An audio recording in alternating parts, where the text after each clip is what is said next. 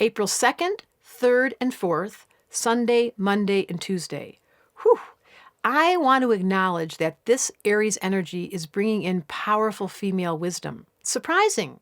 For the first time in her story, instead of his story, women are allowed to stand up and stand out. Maya Angelou, one of my heroes in life, she had this to say about that. She said, if you don't like something, change it.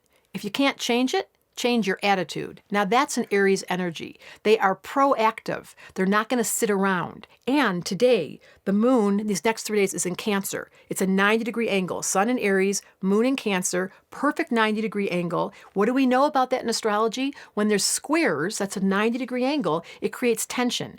And why is there tension between Aries and Cancer? Because Aries is like wildfire. It's the animal running around loose. It's the warrior pushing people around. And Cancer's like, oh, I just wanted to stay home and be kind and play house and cuddle with the kids. Aries is like, oh my God, get over your stupid neediness. And Cancer goes, you just hurt my feelings. And then Aries goes, really? You got a problem? So this is a tension inside people. However, if you can't change it, change your attitude and realize you may be an emotional person. Many of you watching these have lots of water. You might want to look at my book, The Missing Element. If you have lots of water, this whole month of Aries is bugging you because you're so sensitive and there's so much chi and people are cutting you off the road. It's like New Yorkers, Aries. They're like, they just kind of offend you. And the Aries is standing all by itself independently while the Cancer wants to go home and cuddle with the puppy or the kid or somebody. So that dilemma is your opportunity to say, listen, we're in a movie. Whenever there's that much tension in the sky, you turn your observer on. That's what my book is all about. What's my missing element? How do I turn on my observer? The name of the book, The Missing Element, it's not the element. It's the observer who watches these videos and realizes we're in a movie. And your role, your personality is very unique. But all of us, universal people on the planet, did not get pushed on the bus.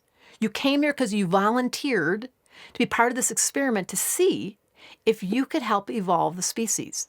This is all the studies that I do with Alice Bailey, the work that I've been studying forever. Can you take the tension of this wildfire energy of the human, the male energy, with the feminine need for being comforted and cautious and careful and cuddly, and then turn on your observer and go, whoa, I see a dilemma here. We don't seem to get along inside of ourselves, let alone amongst ourselves. And then your job with Jupiter in Libra, opposite all of this, Libra's the peacemaker, saying, listen, can we just be objective for a minute and see this from a distant observer, witness position that will allow us to stop the tension? So that's the dilemma in the heavens. How can we access our Libra right now?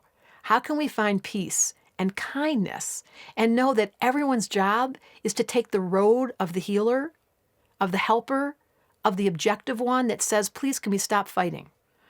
Wow, what if you took on the leadership right now of Aries, Cancer, and Libra, and you decided that you were going to be the one that helped people stop being mean? Woo! Astrology Answers asked Deborah Silverman to come here today and say to you guys, go get my book, The Missing Element, figure out how to get your observer activated, and stop figuring this tension has to polarize us, but rather the Libra and all of us can say, what do we have to do to listen and get along even when we disagree? Phew, such an advanced question. I'm hoping you're interested.